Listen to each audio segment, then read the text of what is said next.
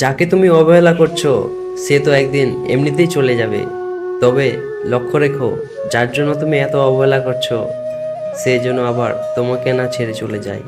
কপালে অবহেলা লেখা থাকলে হাজার চেষ্টা করলেও ভালোবাসা পাওয়া যায় না।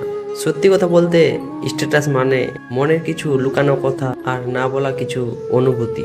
আজকাল মানুষ অন্যের চরিত্র বিচার করতে খুব ব্যস্ত, কিন্তু কেউ নিজের চরিত্রের দোষ দেখে না। তোমার স্মৃতিগুলো খুব বিরক্ত করে আমায়, ঘুমিয়ে থাকলে জাগিয়ে দেয় আর জেগে থাকলে কাঁদিয়ে দেয়। আজকাল মানুষ বুঝতে পারা খুবই অসম্ভব, কারণ কে সত্যি কথা বলছে আর কে অভিনয় করছে এটা বোঝা খুব কঠিন।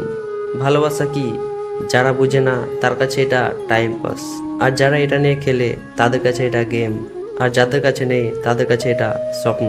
যারা এটা বুঝে তাদের কাছে এটা জীবন, আর যারা এটা হারিয়ে ফেলে তাদের কাছে এটা কষ্টের সাগর। মানুষ কখনোই ইচ্ছে করে বদলায় না। কিছু মানুষের বিশ্বাস, অবহেলা, কিছু স্মৃতি মানুষকে বদলে যেতে বাধ্য করে।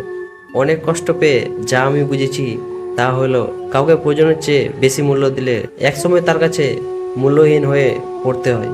কি অদ্ভুত না? চোখ পুকুর নয়, তবুও জলে ভরে যায়। বয়স বাড়ছে, বন্ধু কমছে, দায়িত্ব বাড়ছে, আদর কমছে, চাপ বাড়ছে, সুখ কমছে, এটাই জীবন।